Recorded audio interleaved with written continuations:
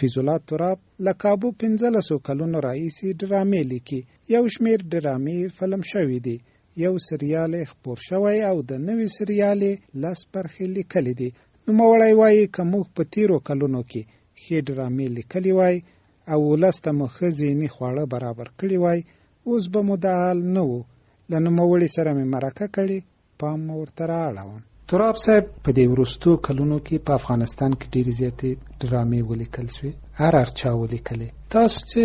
تقریبا له شاوخوا 15 کلونو را په دې خوا ډرامې لیکئ، طبعا دا ډرامې به مو اورېدلې وي. هغه کوم معیارونه، کوم اصول چې د ډرامو دي، دغه په دغو اصولو برابرې وي نه وي؟ دا صحیح خبره ده چې په تېرو کلونو کې ځینو خلکو ډرامې لیکلي دي. خو هغه ډرامې ډېرې د رادیو ډرامې دي او د تلویزیون په برخه کې ډېر کم کار شوی دی. نو رادیو ډرامې خو دومره ما اورېدلې نه دي او د تلویزیون ته خبره راشي نو د تلویزیون په برخه کې هېڅ کار نه دی شوی. دا کار په نشت باندې حساب. په افغانستان کې په پخوا کلونو کې په ډیر ښه کیفیت سره سریالونه موږ لرل، اما په دې وروستو کلونو کې سره د دې چې امکانات مو خو متاسفانه ټیټ کیفیت سره تولید اوسه. بله، خبره ده چې د سریالونو جوړول چې ډیر زیات لګښت غواړي. نو ټول نه مخکې دا د دولت مسؤلیت دی چې دغه تشت فکر شوی او په دې برخه کې کار کړی وي. نو دوی دغه مسؤلیت او دغه تش احساس نه کړل، لیکوالان یې ونه هڅول. نو یو څوک نشي کولی چې په لکونو پیسې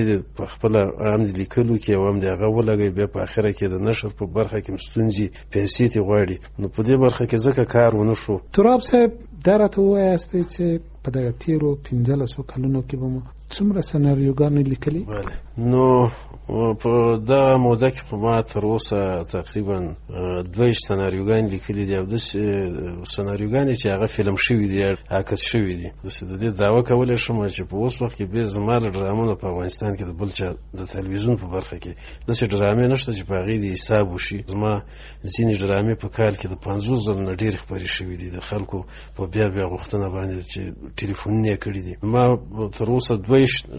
مستند فلمونه، تلویزیوني ډرامې او هنري فلمونه لیکلي. همدارنګه مې یو سریال لیکلی، سلام په نامه لمر تلویزیون ته. اوس په یو سریال باندې لګیم، د تلویزیوني سریال باندې د اطلاعات او کلتور وزارت یې لیکم.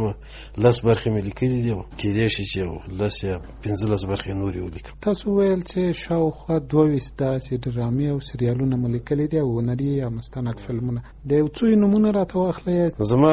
ډرامې چې خلکو کې دا خبره مشهورې شوي دي او ډېرې خوښې کړي دي، هغه د پریوتې څېرې په نامه یو ډرامه چې دوست اعلی په نامه یو ټیټاکي هلک پکې کار کړی و. دا ډېره زیاته وچلېدله په اصطلاح.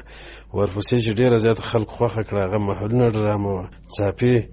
دنیا، زنځیرونه. د پړانګ په ځای مې یو فستیوالي فلم دی، همدغسې د رڼا پر لور باندې یو مستند فلم د ننګرهار د قصر په برخه کې. د کیسو په ځینو تخنیکونو باندې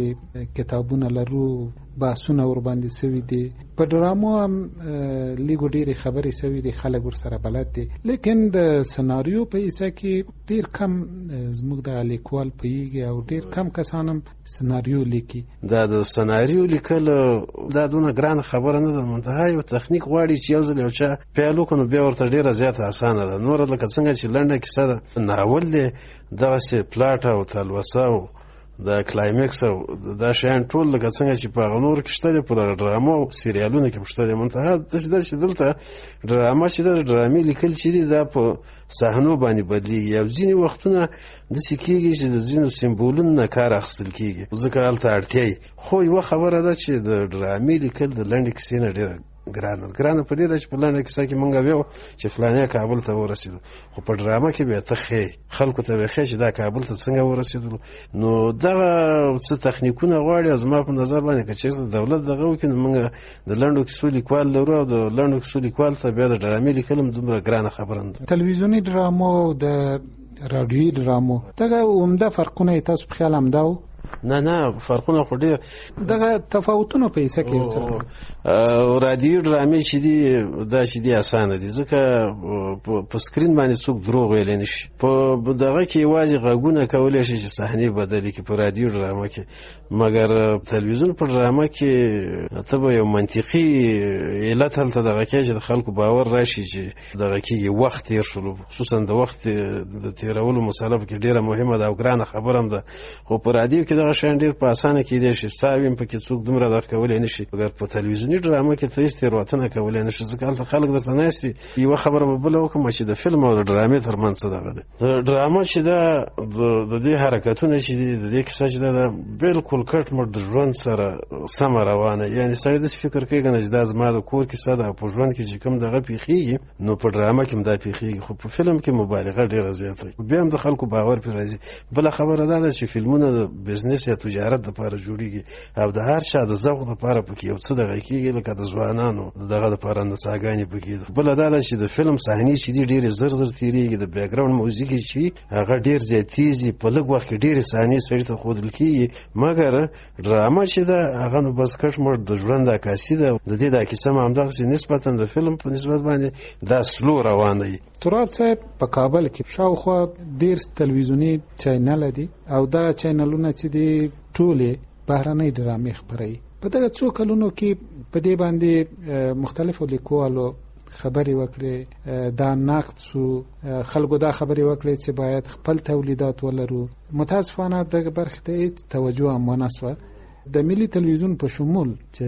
امکانات فکر کوم تر نورو ښه هم دي وی نه شوی کولی چې دغسې ډرامې ولري او په مسلسل ډول خپرې شي څه کول پکار دی تاسو په خیال څنګه کېدای شي چې موږ خپل تولیدات هم ولرو نو لومړی خو زه دا وایم چې هغه تلویزیونو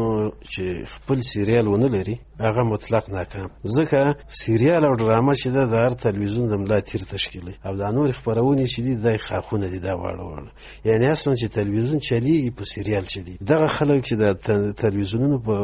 راس کې دي یا په مشرۍ کې دي دا چې دي بزنسمنان دي دی د وطن ته د خدمت او دغه دعوې ډېرې زیاتې کوي خو دا خبره صحیح نه ده صحیح په دې نه ده که چېرته وې نو دی به د پردو په ځای خپل سیریالونه لرلی خو دا ولې خپل سیریالونه نه لري د دې علت دا دی چې دی په ارزانه باید پردي سیریالونه رانیسي د دې په وسیله باندې ډېرې پیسې د اعلاناتو د لارې نه دی ځان ته راغونډوي په خپلو باندې پیسې لګي کړاو غواړي تکلیف غواړي تراب صاحب دغه ستاسې ډرامې چې دي دا چا فلم کړی دی او خبره دا ده چې دلته خو لیکلي یو ستونزه او جوړول د هغې نه څو چنده ګران کار دی ګران په دې دی چې دلته ممثلین نه پیدا کېږي بس موږ ګرځېدلي خو حریم کړې ده بیا د دې ډېرې برخې چې دي دا ما په داخل کې دغه کړي ځینو ته چې اړتیا وه هغه ما په پاکستان کې کړلي په سوات کې نو د ځینو ډرامو ډایرکټر هم زه په خپله یم او د ځینو بیا نور کسان دي چې هغه نو ډېره اوږده سلسله ده چې ځینو نومونه تاسو ته د خپلې ډرامې مو کتاب کړي مو دي تر اوسه مو څومره کتابونه د طنز په برخه کې څومره مو د کیسو او څومره مو د ډرامو چاپ شوي عمان صاحب زه خو هغه په پېښوري اصطلاح بیسیکلي د لنډو کیسو لیکوال یم نو ما تر اوسه پورې 15 ټولګې مې د لنډو کیسو او طنزیه داستانونو چاپ شوي دي همدارنګه 2 ټولګې مې چې 15 تلویزیوني ډرامې پکې دي هغه د ډرامو ټولګې دي د انګلیسي نه مې یو کتاب ژباړلی دی چېرته چې ارواپونه وي 400 مخه کتاب دی همدارنګه د دري نه مې ځینې اثار ژباړلي دي د شعرونو یوه ټولګه مې چاپ شوې ده نو دا خبره ټوټل زما 15 اثار ما لیکلي دي خدای مو تکړه لره تراب صاحب چې هم ډرامې راته ولیکئ هم سناریوګانې مننه خدای دې خیر درکړي